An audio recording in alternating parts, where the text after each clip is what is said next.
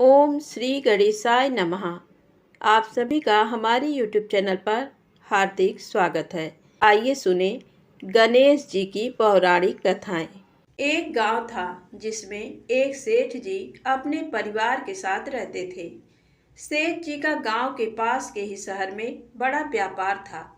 सेठ जी गणेश जी की पूजा श्रद्धा एवं विश्वास से करते थे, जिससे सेठ जी के घर में अन्न धन के भंडार सदैव ही भरे रहते थे। उनके जीवन में किसी भी प्रकार की कोई कमी नहीं थी।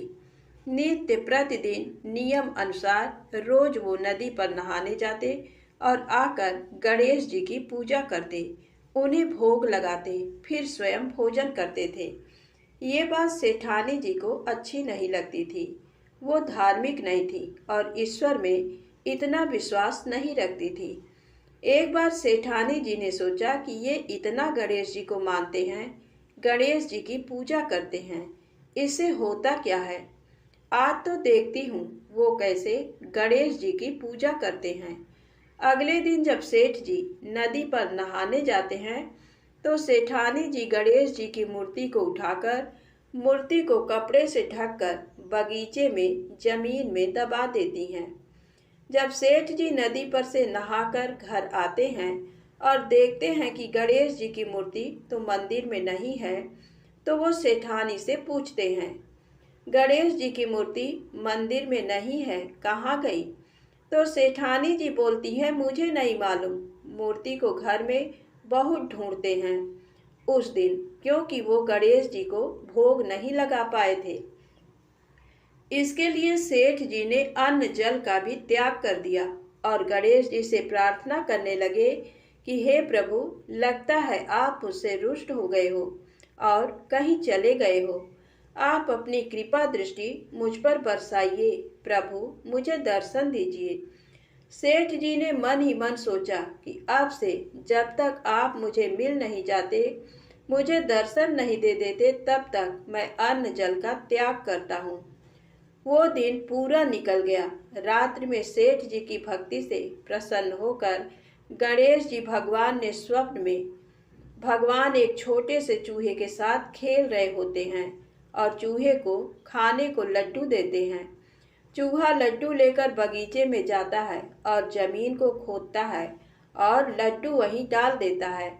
अचानक सेठ जी की नींद खुल जाती है। सेठ जी बगीचे में जाते हैं और वहीं खोदते हैं जहां उन्होंने सपने में देखा था, और वहीं से उनको थोड़ी सी जमीन खोदने पर कपड़े में लिपटे हुए गणेश जी की मूर्ति मिलती है। सेठ जी गणेश जी की मूर्ति की पूजा करके उनको यथास्थान स्थापित करते हैं और सेठानी के पूछने पर सारा वृत्तांत उन्हें सच सच बताते हैं।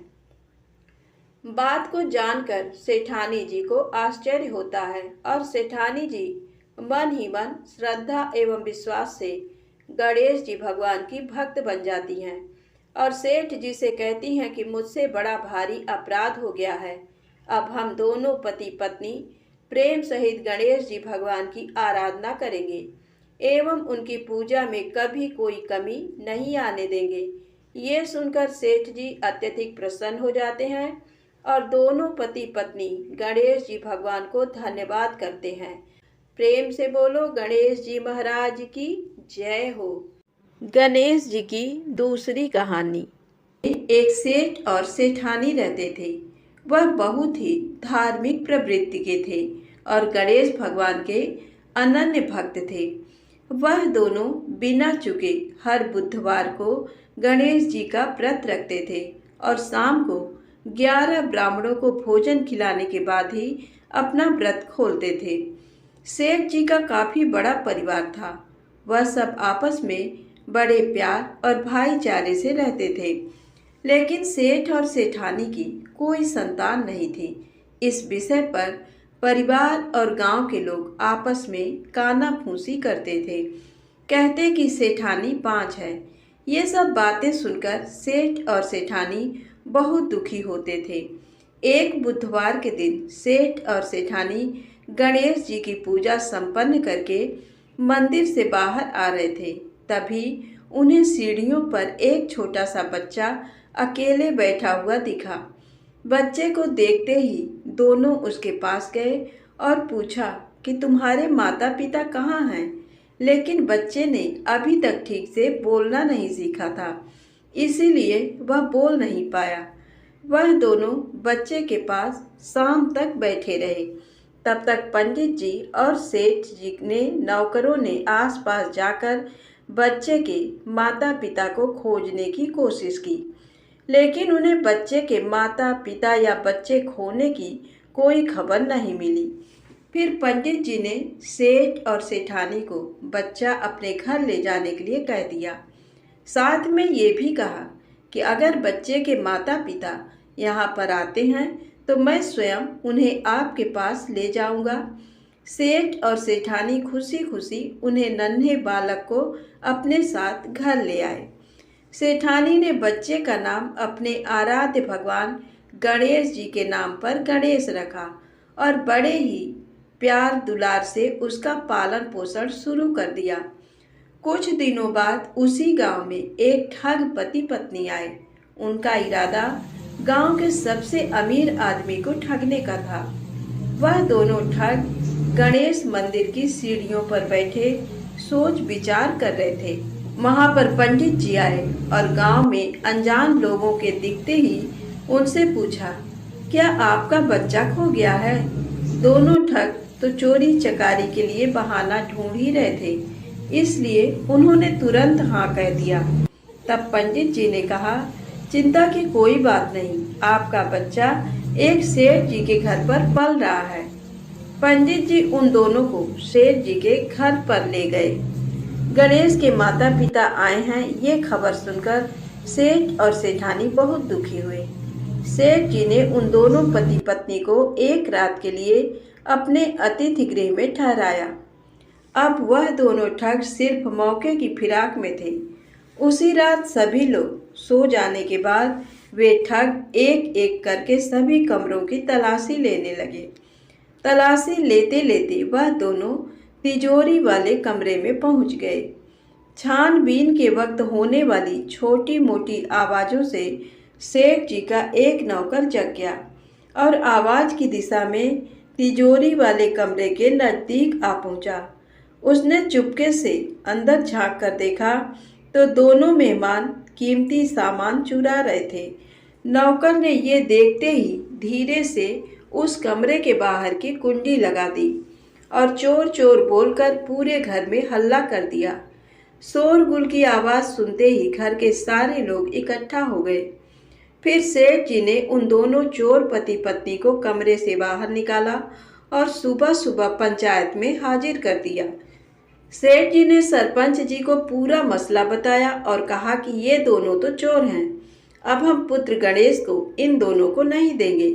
लेकिन वो दोनों ठग पति पत्नी अपनी जिद पर अड़ गए और बच्चे को ले जाने की जिद करने लगे। सरपंच जी ने इस गंभीर समस्या का एक तोड़ निकाला।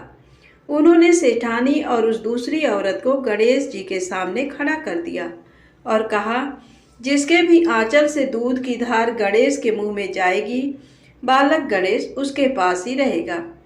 फिर वे दोनों अपने अपने आंचल मुंह के सामने फैलाकर खड़ी हो गई। सेठानी जी मन ही मन गणेश भगवान के नाम का जाप कर रही थी।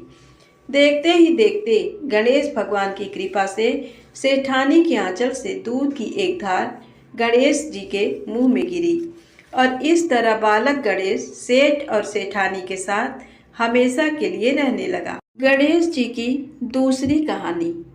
ये बहुत समय पहले की बात है। एक दिन गणेश जी धरती पर सैर कर रहे थे।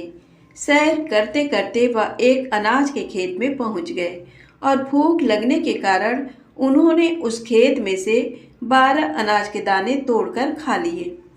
वह खेत सेठ धनी राम जी का था। कुछ समय बाद गणेश जी को अपने किए पर पछतावा होने लगा, क्योंकि उन्होंने सेठ जी को बिना पूछे ही उनके खेत से अनाज चुरा लिया था। फिर गणेश जी ने सोचा कि अपने किए बुरे कर्म का प्रायश्चित तो करना ही पड़ेगा। इसीलिए उन्होंने सेठ जी के यहाँ 12 साल के लिए नौकरी करने की ठान ली। उसके बाद अगली ही सुबह विनायक जी 13 से 14 साल के एक लड़के का रूप लेकर नौकरी मांगने के लिए धनीराम सेठ जी के घर पर पहुंचे और उन्होंने सेठ जी को अपना नाम गणेश बताया। विनायक भगवान की बुद्धिमानी की परीक्षा लेने के बाद सेठ जी ने खुशी खुशी नौकरी भी दे दी। अब गणेश भगवान एक सामान्य मनुष्य के रूप में सेठ जी के ही घर पर रहने लगे। एक दिन सेठ जी की पत्नी शाम के समय घर का काम खत्म करने के बाद राख से हाथ धोने जा रही थी। ये देख गणेश जी ने सेठानी जी के हाथ पकड़कर जबरदस्ती मिट्टी से धुलवा दिए। गणेश जी की इस हरकत से सेठानी आग बबूला हो गई और उन्होंने सेठ जी के कमरे में जाकर गणेशा की शिकायत कर दी। सेठानी ने सब कुछ सुनने के बाद सेठ धनीराम ने गणेशा को बुलाया और इस हरकत का कारण पूछा। गणेश जी बोले कि सेठानी शाम के समय राख से हाथ धो रही थी और ऐसा करने से घर की लक्ष्मी नाराज होकर चली जाती हैं, इसीलिए मैंने उनके हाथ मिट्टी से धुलवाए। इससे घर पर माता लक्ष्मी की कृपा बनी रहती है। ये सब सुनकर सेठ जी ने सोचा गणेशा की सोच तो बड़ी अच्छी है। उसके कुछ दिन बाद कुंभ मेले का शुभ अवसर आया। सेठ जी ने गणेशा को बुलाया और कहा, सेठानी जी को कुंभ मेले में स्नान करा लाओ। अब सेठानी और गणेशा स्नान के लिए मेले में पहुंचे। वहां पहुंचने के बाद सेठानी नदी के किनारे बैठकर नहाने लगी। उन्हें ऐसा करते देख गणेशा दौड़ कर आए और सेठानी जी के दोनों हाथ पकड़कर उन्हें नदी के अंदर लेकर गए। उनसे पानी में डुबकी लगवाई और फिर किनारे पर ले आए। अब गणेशा की इस हरकत से तो सेठानी का गुस्सा 7वें आसमान पर पहुंच गया। सेठानी जी घर आते आते पूरे रास्ते गणेशा को ताने पर ताने मार रही थी, लेकिन गणेश भगवान सब कुछ शांति से सुन रहे थे। घर आते ही सेठानी ने सेठ जी के पास फिर से गणेशा की शिकायत कर दी। सेठ जी ने तुरंत ही गणेशा को बुलाया और पूछा, तुमने ऐसा क्यों किया? गणेश जी बोले, सेठ जी, सेठानी नदी के किनारे बैठकर गंदे पानी से नहा रही थी, तो मैंने उन्हें नदी में ले जाकर साफ पानी में डुबकी लगवाई। ऐसा करने से उन्हें अगले जन्म में बहुत बड़ा राजपाट और वैभव मिलेगा। सेठ जी ने सोचा कि गणेशा के विचार कितने अच्छे हैं, मेरे परिवार का भला सोचता है। कुछ दिन बाद सेठ जी के घर पर पूजा थी। पंडित जी आने के बाद सेठ जी ने गणेशा से कहा, जाओ और सेठानी जी को बुला कर लाओ। सेठ जी के आज्ञा अनुसार गणेश जी सेठानी को बुलाने गए। उस वक्त सेठानी काली चुनरी ओढ़कर कमरे से बाहर आ रही थी। वह देखते ही विनायक जी ने वह काली चुनरी उतारकर फाड़ दी और कहा कि पूजा के लिए लाल रंग की चुनरी ओढ़कर आइए। अब सेठानी बहुत ज़्यादा नाराज हो गई और गणेशा पर चिल्लाने लगी। ये आवाज़ सुनकर सेठ जी वहाँ पर भागते हुए आए और पूछा कि क्या हुआ। तब सेठानी बोली, गणेशा ने मेरी चुनरी फाड़ दी। फिर सेठ जी ने भी गणेशा को बहुत डांटा। जवाब में गणेश जी ने कहा कि सेठ जी पूजा में कभी काला वस्त्र नहीं पहनते, इससे शुभ काम सफल नहीं होते, इसीलिए मैंने ऐसा किया। सेठ जी ने सोचा कि गणेश है तो बहुत ही समझदार। इसी तरह लीला रचाते हुए उसी घर में गणेश जी के 12 साल बीत गए। फिर एक दिन सेठ जी ने नया कारोबार शुरू करने से पहले घर में पूजा रखी थी। पूजा करते करते उनको याद आया कि पूजा की सामग्री में गणेश भगवान की मूर्ति तो है ही नहीं। तब उन्होंने अपने नौकर गणेशा को पूजा घर से भगवान विनायक जी की मूर्ति लाने के लिए कहा। गणेशा बोला कि मुझे ही मूर्ति समझकर पूजा में विराजमान कर लो, आपके सारे शुभ काम सफल हो जाएंगे। ये बात सुनकर सेठ जी गुस्सा हो गए और बोले, गणेशा, तुम अब तक सेठानी से मजाक करते थे, अब मुझसे भी करने लगे हो। उत्तर में गणेश जी ने मुस्कुराते हुए कहा, नहीं सेठ जी, मैं मजाक नहीं कर रहा, मैं सत्य वचन कह रहा हूँ। इतना कहने के बाद नौकर गणेश ने अपना असली भगवान स्वरूप धारण कर लिया। साक्षात गणेश भगवान को सामने देखते ही सेठ और सेठानी उनके चरणों में लीन हो गए और उन्होंने अपनी पूजा संपन्न कर ली। उसके पश्चात गणेश जी देखते ही देखते अंतर ध्यान हो गए। बाद में सेठ और सेठानी को बहुत पछतावा होने लगा कि स्वयं भगवान हमारे घर नौकरी कर रहे थे और हमने उनके साथ कितना बुरा व्यवहार किया, उनसे बहुत सारा काम कराया। ये सोच सोचकर दोनों दुखी होने लगे। फिर उसी रात सेठ और सेठानी के सपने में गणेश भगवान प्रकट हुए और उन्हें समझाया कि मैंने 12 साल पहले तुम्हारे खेत से 12 अनाज के दाने बिना पूछे तोड़ लिए थे और उसी कर्म का दोष दूर करने के लिए मैं 12 साल से तुम्हारे घर नौकरी कर रहा था। धनीराम सेठ जी के जीवन की काया पलट हो गई। हे गणेश जी, जैसी माया आपने धनीराम सेठ जी पर की, वैसी ही माया इस कहानी को पढ़ने वाले और सुनने वाले हर एक व्यक्ति पर करना। कथा अधूरी हो तो इसे पूरी करना और अगर हमसे कोई गलती हो गई हो तो उसे क्षमा करना। प्रेम से बोले गणेश जी महाराज की जय हो। आइए सुने। पूर्व काल की बात है। तुंगभद्रा नदी के तट पर एक उत्तम नगर बसा हुआ था। वहाँ सभी लोग अपने अपने धर्मों का पालन करते और सत्य एवं सत्कर्म में लगे रहते थे। उस नगर में आत्मदेव नामक एक ब्राह्मण रहता था, जो समस्त वेदों का विशेषज्ञ और श्रौत स्मार्त कर्मों में निष्णात था। वह ब्राह्मण द्वितीय सूर्य की भांति तेजस्वी जान पड़ता था। यद्यपि वह भिक्षा से ही जीवन निर्वाह करता था, तो भी लोक में धनवान समझा जाता था। उसकी स्त्री का नाम धुंधली था। वह सुंदरी तो थी ही, अच्छे कुल में भी उत्पन्न हुई थी, फिर भी स्वभाव की बड़ी हठीली थी। सदा अपनी ही टेक रखती थी, हमेशा दूसरे लोगों की चर्चा किया करती थी। उसमें क्रूरता भी थी तथा वह प्रायः बहुत बकवाद किया करती थी, परंतु घर का कामकाज करने में बड़ी बहादुर थी। कंजूस भी कम नहीं थी। कलह का तो उसे व्यसन सा हो गया था। ये दोनों पति पत्नी बड़े प्रेम से रहते थे, फिर भी उन्हें कोई संतान नहीं थी। इस कारण धन, भोग सामग्री तथा घर आदि कोई भी वस्तु उन्हें सुखद नहीं जान पड़ती थी। कुछ काल के पश्चात उन्होंने संतान प्राप्ति के लिए धर्म का अनुष्ठान आरंभ किया। वे दीनों को सदा गौ, भूमि, सुअर और वस्त्र आदि दान करने लगे। उन्होंने अपने धन का आधा भाग धर्म के मार्ग पर खर्च कर दिया, तो भी उनके न कोई पुत्र हुआ न पुत्री। इससे ब्राह्मण को बड़ी चिंता हुई। वह आकुल हो उठा और एक दिन अत्यंत दुख के कारण घर छोड़कर वन में चला गया। वहां दोपहर के समय उसे प्यास लगी, इसलिए वह एक पोखरे के किनारे गया और वहां जल पीकर बैठा रहा। संतानहीनता के दुख से उसका सारा शरीर सूख गया था। उसके बैठने के 2 ही घड़ी बाद एक सन्यासी वहां आए। उन्होंने भी पोखरे में जल पिया। ब्राह्मण ने देखा वे जल पी चुके हैं, तो वह उनके पास गया और चरणों में मस्तक झुकाकर जोर जोर से सांस लेता हुआ सामने खड़ा हो गया। सन्यासी ने पूछा, ब्राह्मण तुम रोते क्यों हो? तुम्हें क्या भारी चिंता सता रही है? तुम शीघ्र ही मुझसे अपने दुख का कारण बताओ। ब्राह्मण ने कहा, मुने मैं अपना दुख क्या कहूँ?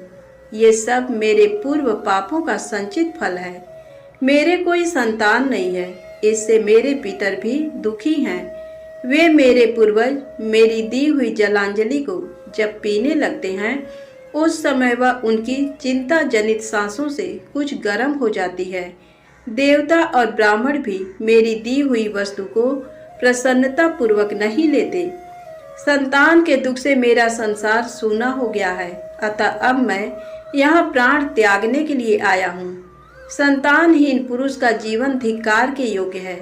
जिस घर में कोई संतान, कोई बाल बच्चे न हो, वह घर भी धिक्कार देने योग्य है।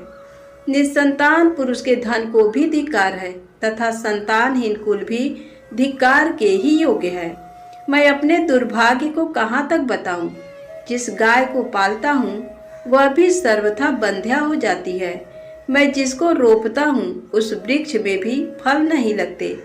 इतना ही नहीं, मेरे घर में बाहर से जो फल आता है वह भी शीघ्र ही सूख जाता है। जब मैं ऐसा अभागा और संतानहीन हूँ तो इस जीवन को रखने से क्या लाभ है। ऐसा कहकर वह ब्राह्मण दुख से व्यथित हो उठा और उन सन्यासी बाबा के पास फूट फूट कर रोने लगा। सन्यासी के हृदय में बड़ी करुणा भर आई। वे योगी भी थे।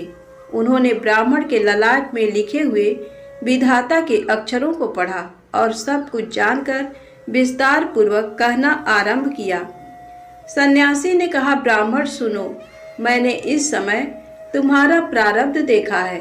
उससे जान पड़ता है कि 7 जन्मों तक तुम्हारे कोई संतान किसी प्रकार नहीं हो सकती। अतः संतान का मोह छोड़ो, क्योंकि ये महान अज्ञान है। देखो, कर्म की गति बड़ी प्रबल है, अतः विवेक का आश्रय लेकर संसार की वासना त्याग दो। पूर्व काल में संतान के ही कारण राजा सगर और अंग को दुख भोगना पड़ा था। इसलिए अब तुम कुटुंब की आशा छोड़ दो, त्याग में ही सब प्रकार का सुख है। ब्राह्मण बोले, बाबा विवेक से क्या होगा, मुझे तो जैसे बने वैसे पुत्र ही दीजिए, नहीं तो मैं शोक से मूर्छित होकर आपके आगे ही प्राण त्याग दूंगा। पुत्र आदि के सुख से हीन ये सन्यास तो सर्वथा नीरस ही है। संसार में पुत्र पौत्रों से भरा हुआ गृहस्थ आश्रम ही सरस है। ब्राह्मण का ये आग्रह देख उन तपोधन ने कहा, देखो, विधाता के लेख को मिटाने का हठ करने से राजा चित्रकेत को कष्ट भोगना पड़ा। अतः दैव ने जिसके पुरुषार्थ को कुचल दिया हो, ऐसे पुरुष के समान तुम्हें पुत्र से सुख नहीं मिलेगा। फिर भी तुम हठ करते जा रहे हो। तुम्हें केवल अपना स्वार्थ ही सूझ रहा है, अतः मैं तुमसे क्या कहूँ। अंत में ब्राह्मण का बहुत आग्रह देख सन्यासी ने उसे एक फल दिया और कहा, इसे तुम अपनी पत्नी को खिला देना, इससे उसके एक पुत्र होगा। तुम्हारी स्त्री को चाहिए कि वह 1 वर्ष तक सत्य, शौच, दया और दान का नियम पालती हुई प्रतिदिन एक समय भोजन करे। इससे उसका बालक अत्यंत शुद्ध स्वभाव वाला होगा। ऐसा कहकर वे योगी महात्मा चले गए और ब्राह्मण अपने घर लौट आया। यहाँ उसने अपनी पत्नी के हाथ में वह फल दे दिया और स्वयं कहीं चला गया। उसकी पत्नी तो कुटिल स्वभाव की थी। अपनी सखी के आगे रो रो कर इस प्रकार कहने लगी, अहो, मुझे तो बड़ी भारी चिंता हो गई। मैं तो इस फल को नहीं खाऊंगी। सखी, इस फल को खाने से गर्भ रहेगा और गर्भ से पेट बढ़ जाएगा। फिर तो खाना पीना कम होगा और इससे मेरी शक्ति घट जाएगी। ऐसी दशा में तुम ही बताओ, घर का काम धंधा कैसे होगा। यदि दैववश गांव में लूट पड़ जाए तो गर्भिणी स्त्री भाग कैसे सकेगी। यदि कहीं सुखदेव जी की तरह ये गर्भ भी 12 वर्षों तक पेट में ही रह गया तो इसे बाहर कैसे निकाला जाएगा। यदि कहीं प्रसव काल में बच्चा टेढ़ा हो गया तब तो मेरी मौत ही हो जाएगी। बच्चा पैदा होते समय बड़ी असह्य पीड़ा होती है। मैं सुकुमारी स्त्री भला उसे कैसे सह सकूंगी। गर्भवती अवस्था में जब मेरा शरीर भारी हो जाएगा और चलने फिरने में आलस्य लगेगा, उस समय मेरी ननद रानी आकर घर का सारा माल उड़ा ले जाएंगी। और तो और ये सत्य, शौच आदि का नियम पालना तो मेरे लिए बहुत ही कठिन दिखाई देता है। जिस स्त्री के संतान होती है उसे बच्चों के लालन पालन में भी कष्ट भोगना पड़ता है। मैं तो समझती हूँ बांझ अथवा विधवा स्त्रियां ही अधिक सुखी होती हैं। इस प्रकार कुतर्क करके उस ब्राह्मणी ने फल नहीं खाया।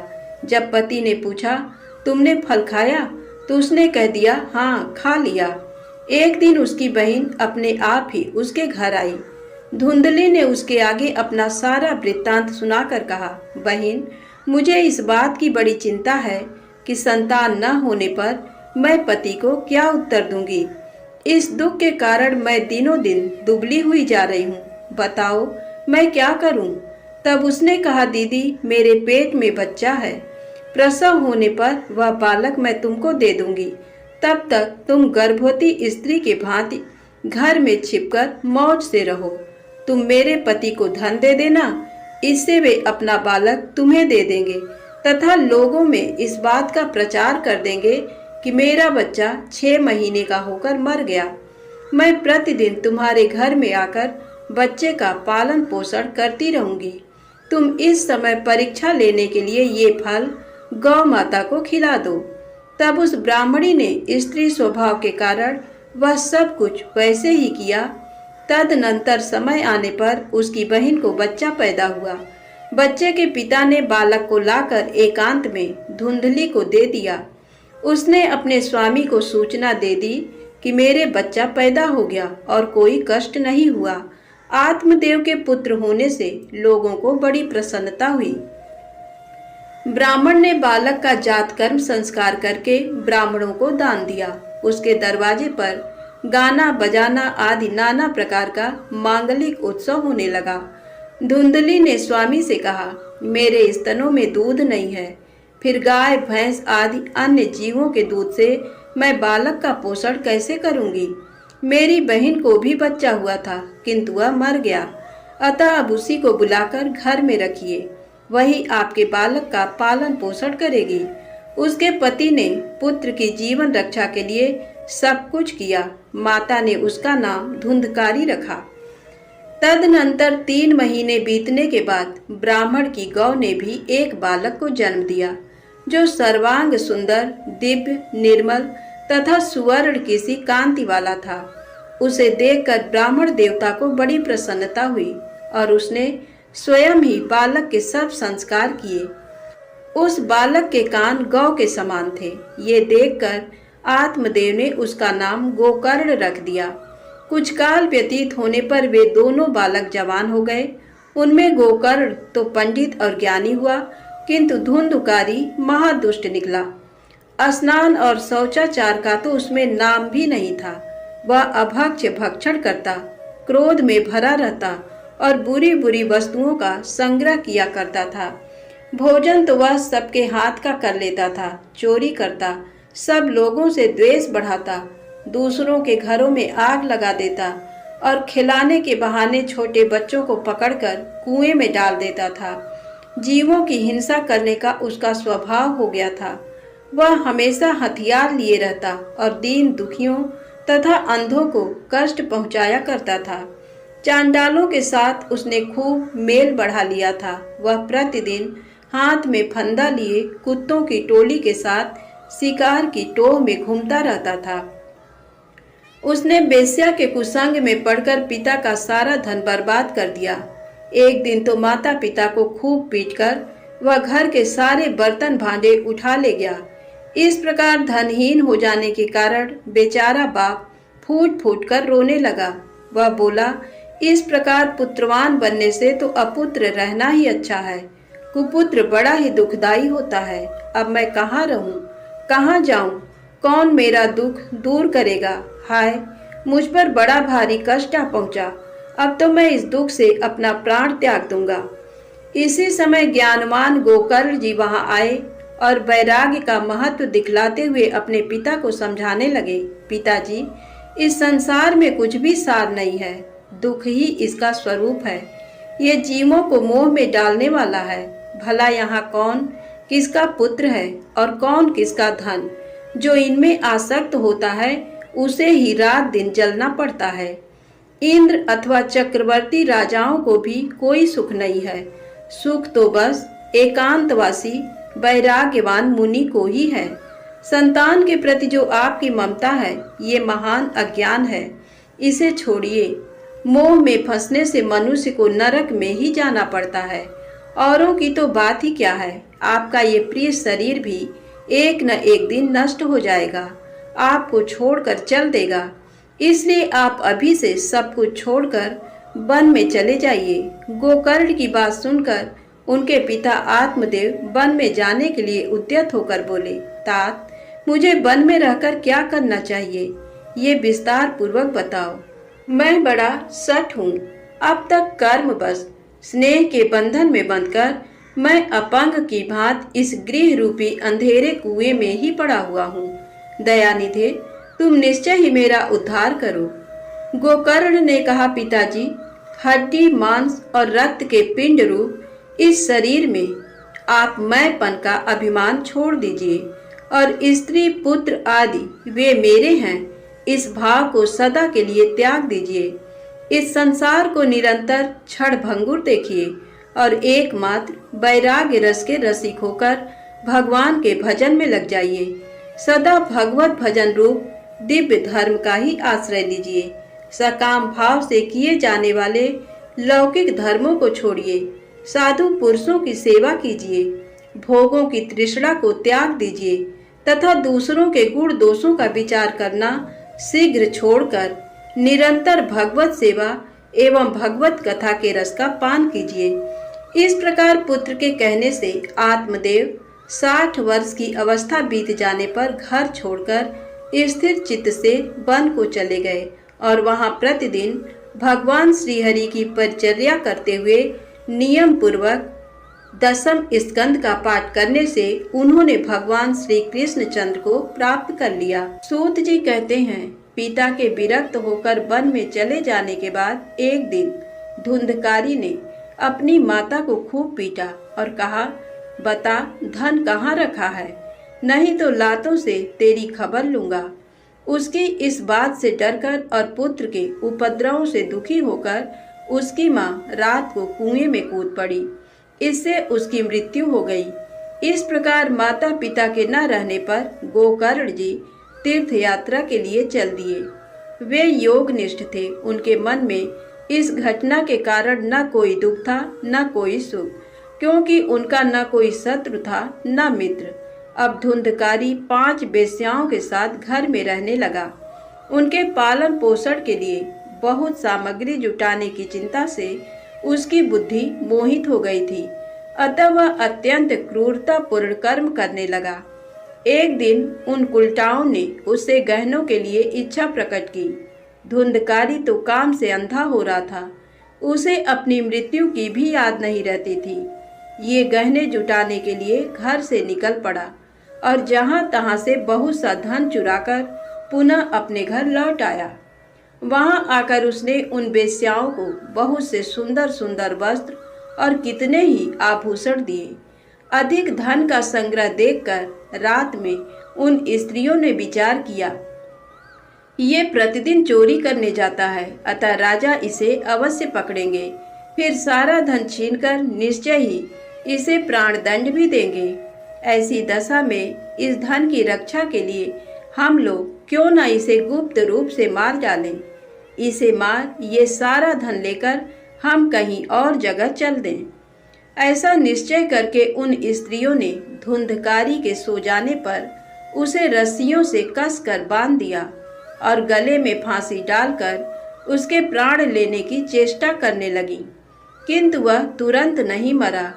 इससे उनको बड़ी चिंता हुई। तब उन्होंने जलते हुए अंगारे लाकर उसके मुंह पर डाल दिए। इससे ये आग की लपटों से पीड़ित होकर छटपटाता हुआ मर गया। फिर उन्होंने उसकी लाश को गड्ढे में डालकर गाड़ दिया। प्रायः ऐसी स्त्रियां बड़ी दुस्सह साहस वाली होती हैं। इस रहस्य का किसी को भी पता नहीं चला। लोगों के पूछने पर उन स्त्रियों ने कह दिया कि हमारे प्रियतम धन के लोभ से कहीं दूर चले गए हैं, इस वर्ष के भीतर ही लौट आएंगे। विद्वान पुरुष को चाहिए कि वह असन मार्ग पर चलने वाली दुष्टा स्त्री का विश्वास न करे। जो मूर्ख इनका विश्वास करता है उसे अवश्य ही संकटों का सामना करना पड़ता है। इनकी वाणी तो अमृत के समान कामियों के हृदय में रस का संचार करती हैं, किंतु हृदय में रेत की धार के समान तीखा होता है। भला इन स्त्रियों का कौन प्रिय है। अनेक पतियों से सहवास करने वाली वे कुलटाएं धुंधकारी का सारा धन लेकर चंपत हो गई और धुंधकारी अपने कुकर्म के कारण बहुत बड़ा प्रेत हुआ। वह बवंडर का रूप धारण करके सदा 10 दिशाओं में दौड़ता फिरता था और शीत घाम का क्लेश सहता तथा भूख प्यास से पीड़ित होता हुआ हा देव की बारंबार पुकार लगाता रहता था, किंतु कहीं भी उसे शरण नहीं मिलती थी। कुछ काल के पश्चात गोकर्ण को भी लोगों के मुंह से धुंधकारी के मरने का हाल मालूम हुआ। तब उसे अनाथ समझकर उन्होंने उसके लिए गया जी में श्राद्ध किया और तब से जिस तीर्थ में भी वे चले जाते वहां उसका श्राद्ध अवश्य करते थे।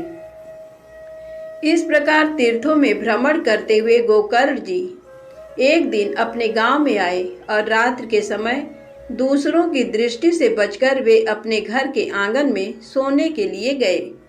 अपने भाई गोकर्ण को वहां सोया देख धुंधकारी ने आधी रात के समय उन्हें अपना महाभयंकर रूप दिखाया। वह कभी भेड़ा, कभी हाथी, कभी भैंसा, कभी इंद्र और कभी अग्नि का रूप धारण करता था। अंत में पुनः मनुष्य के रूप में प्रकट हुआ। गोकर्ण जी बड़े धैर्यवान महात्मा थे। उन्होंने उसकी विपरीत अवस्थाएं देखकर जान लिया कि ये कोई दुर्गति में पड़ा हुआ जीव है। तब उन्होंने पूछा, अरे भाई तू कौन है? रात्रि के समय अत्यंत भयानक रूप में क्यों प्रकट हुआ है? तेरी ऐसी दशा क्यों हुई है? हमें बता तो सही। तू प्रेत है या पिशाच है अथवा कोई राक्षस है? उनके ऐसा पूछने पर वह बारंबार उच्च स्वर से रोदन करने लगा। उसमें बोलने की शक्ति नहीं थी, इसलिए केवल संकेत मात्र किया। तब गोकर्ण जी ने अंजलि में जल ले उसे अभिमंत्रित करके धुंधकारी के ऊपर छिड़क दिया। उस जल से सींचने पर उसका पाप ताप कुछ कम हुआ। तब वह इस प्रकार कहने लगा, भैया मैं तुम्हारा भाई धुंधकारी हूँ। मैंने अपने ही दोष से अपने ब्राह्मणत्व का नाश किया है। मैं महान अंधकार में चक्कर लगा रहा था। मेरे पाप कर्मों की कोई गिनती नहीं है। मैंने बहुत लोगों की हिंसा की थी, अतः मैं भी स्त्रियों द्वारा तड़पा तड़पा कर मारा गया। इसी से मैं प्रेत योनि में पड़कर दुर्दशा भोग रहा हूँ। अब दैवाधीन कर्म फल का उदय हुआ है, इसलिए मैं वायु पीकर जीवन धारण करता हूँ। मेरे भाई तुम दया के समुद्र हो, अब किसी प्रकार जल्दी ही मेरा उद्धार करो। धुंधकारी की बात सुनकर गोकर्ण बोले, भाई ये तो बड़े आश्चर्य की बात है। मैंने तो तुम्हारे लिए गया जी में विधि पूर्वक पिंडदान किया है, फिर तुम्हारी मुक्ति कैसे नहीं हुई? यदि गया श्राद्ध से भी मुक्ति न हो तो यहाँ दूसरा तो कोई उपाय ही नहीं है। प्रेत, इस समय मुझे क्या करना चाहिए ये तुम ही विस्तार पूर्वक बताओ। प्रेत ने कहा, भाई सैकड़ों गया श्राद्ध करने से भी मेरी मुक्ति नहीं होगी। इसके लिए अब तुम और ही कोई उपाय सोचो। प्रेत की ये बात सुनकर गोकर्ण को बड़ा विस्मय हुआ। वे कहने लगे, यदि सैकड़ों गया श्राद्ध से तुम्हारी मुक्ति नहीं होगी तब तो तुम्हें इस प्रेत योनि से छुड़ाना असंभव ही है। अच्छा, इस समय तो तुम अपने स्थान पर ही निर्भय होकर रहो। तुम्हारी मुक्ति के लिए कोई दूसरा उपाय सोचकर उसी को काम में लाऊंगा। गोकर्ण की आज्ञा पाकर धुंधकारी अपने स्थान पर चला गया। इधर गोकर्ण जी रात भर सोचते विचारते रहे, किंतु उसके उद्धार का कोई भी उपाय उन्हें नहीं सूझा। सवेरा होने पर उन्हें आया देख गांव के लोग बड़े प्रेम के साथ उनसे मिलने के लिए आए। तब गोकर्ण ने रात में जो घटना घटित हुई थी वह सब उन्हें कह सुनाई। उनमें जो लोग विद्वान, योगनिष्ठ, ज्ञानी और ब्रह्मवादी थे, उन्होंने शास्त्र ग्रंथों को उलट पुलट कर देखा, किंतु उन्हें धुंधकारी के उद्धार का कोई उपाय नहीं दिखाई दिया। तब सब लोगों ने मिलकर यही निश्चय किया कि भगवान सूर्य नारायण उसकी मुक्ति के लिए जो उपाय बताएं वही करना चाहिए। ये सुनकर गोकर्ण ने भगवान सूर्य की ओर देखकर कहा, भगवान आप सारे जगत के साक्षी हैं, आपको नमस्कार है। आप मुझे धुंधकारी की मुक्ति का साधन बताइए। ये सुनकर सूर्यदेव ने दूसरे ही स्पष्ट वाणी में कहा, श्रीमद् भागवत से मुक्ति हो सकती है, तुम उसका सप्ताह पारायण करो। भगवान सूर्य का ये ध्वनि रूप वचन वहां सब लोगों ने सुना और सबने यही कहा, ये तो बहुत सरल साधना है, इसको यत्न पूर्वक करना चाहिए। गोकर्ण जी भी ऐसा ही निश्चय करके कथा बाँचने को तैयार हो गए। उस समय वहां कथा सुनने के लिए आसपास के स्थानों और गांवों से लोग एकत्रित होने लगे। अपंग, अंधे, बूढ़े और मंदभागी पुरुष भी अपने पापों का नाश करने के लिए वहां आ पहुंचे। इस प्रकार यहाँ बहुत बड़ा समाज जुट गया, जो देवताओं को भी आश्चर्य में डालने वाला था। जिस समय गोकर्ण जी व्यास गद्दी पर बैठकर कथा बाँचने लगे, उस समय वह प्रेत भी वहां आया और इधर उधर बैठने के लिए स्थान ढूंढने लगा। इतने में ही उसकी दृष्टि एक 7 गांठ वाले ऊंचे बांस पर पड़ी। उसी के नीचे वाले छेद में घुसकर वह कथा सुनने के लिए बैठा। वायु रूप होने के कारण वह बाहर कहीं बैठ नहीं सकता था, इसलिए बांस में ही घुस गया था। गोकर्ण जी ने एक वैष्णव ब्राह्मण को प्रधान श्रोता बनाकर पहले स्कंद से ही स्पष्ट वाणी में कथा सुनानी आरंभ की। सायंकाल में जब कथा समाप्त होने लगी, तब एक विचित्र घटना घटित हुई। सब श्रोताओं के देखते देखते तड़ तड़ शब्द करती हुई बांस की एक गांठ फट गई। दूसरे दिन शाम को दूसरी गांठ फटी और तीसरे दिन भी उसी समय तीसरी गांठ फट गई। इस प्रकार 7 दिनों में उस बांस की 7 गांठों को फोड़कर धुंधकारी ने 12 स्कंधों के श्रवण से निष्पाप हो प्रेत योनि का त्याग कर दिया और दिव्य रूप धारण करके वह सबके सामने प्रकट हो गया। उसका मेघ के समान श्याम वर्ण था, शरीर पर पीतांबर शोभा पा रहा था, गले में तुलसी की माला उसकी शोभा बढ़ा रही थी, मस्तक पर मुकुट और कानों में दिव्य कुंडल झलमला रहे थे। उसने तुरंत अपने भाई गोकर्ण को प्रणाम किया और कहा, भाई, तुमने कृपा करके मुझे प्रेत योनि के क्लेशों से मुक्त कर दिया। प्रेत योनि की पीड़ा नष्ट करने वाली ये श्रीमद् भागवत की कथा धन्य है तथा भगवान श्री कृष्ण के परम धाम की प्राप्ति कराने वाला इसका सप्ताह पारायण भी धन्य है। सप्ताह कथा सुनने के लिए बैठ जाने पर सारे पाप कांपने लगते हैं। उन्हें इस बात की चिंता होती है कि अब ये कथा शीघ्र ही हम लोगों का अंत कर देगी। जैसे आग गीली, सूखी, छोटी और बड़ी सभी तरह की लकड़ियों को जला डालती है, उसी प्रकार ये सप्ताह श्रवण मन, वाणी और क्रिया द्वारा किए हुए इच्छा या अनिच्छा से होने वाले छोटे बड़े सभी तरह के पाप को भस्म कर देता है।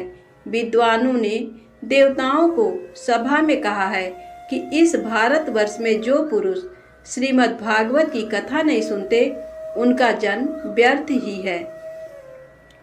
इस लोक में श्रीमद् भागवत का सप्ताह सुनने से अपने निकट ही भगवान की प्राप्ति हो जाती है। अतः सब प्रकार के दोषों की निवृत्ति के लिए एकमात्र यही साधन है। जहाँ कथा श्रवण करने से जड़ एवं सूखे बांस की गांठें फट सकती हैं।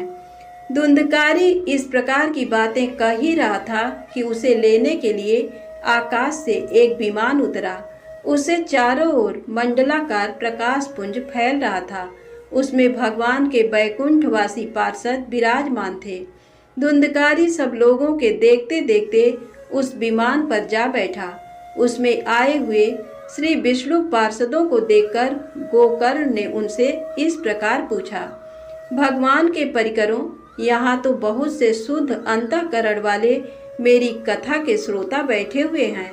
आप लोग एक ही साथ इनके लिए भी विमान क्यों नहीं लाए?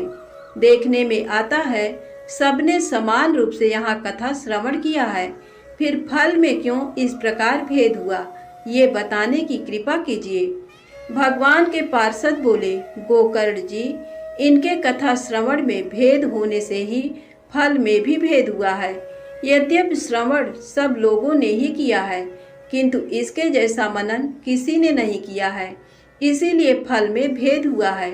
पुनः कथा श्रवण करने पर ये फल भेद भी दूर हो जाएगा। प्रेत ने 7 रात उपवास करके कथा श्रवण किया है, अतः उसने स्थिर चित्त से भली भांति मनन आदि किया है।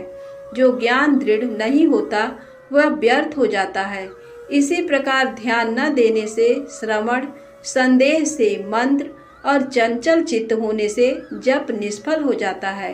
वैष्णव पुरुषों से रहित देश, कुपात्र ब्राह्मण से कराया हुआ श्राद्ध, अश्रोत्री को दिया हुआ दान और सदाचारहीन कुल भी नष्ट ही समझना चाहिए। गुरु के वचनों में विश्वास हो, अपने में दीनता की भावना बनी रहे, मन के दोषों को काबू में रखा जाए और कथाएं दृढ़ निष्ठा बनी रहें। इन सब बातों का यदि पालन किया जाए तो अवश्य ही कथा श्रवण का पूरा फल मिलता है। पुनः कथा श्रवण करने के पश्चात इन सब लोगों का वैकुंठ में निवास निश्चित है। गोकर्ण जी, तुम्हें तो स्वयं भगवान श्री कृष्ण ही गोलोक प्रदान करेंगे। ऐसा कहकर वे सब पार्षद भगवान के नामों का कीर्तन करते हुए वैकुंठ धाम में चले गए। उसके बाद गोकर्ण जी ने पुनः श्रावण मास में कथा बाँची।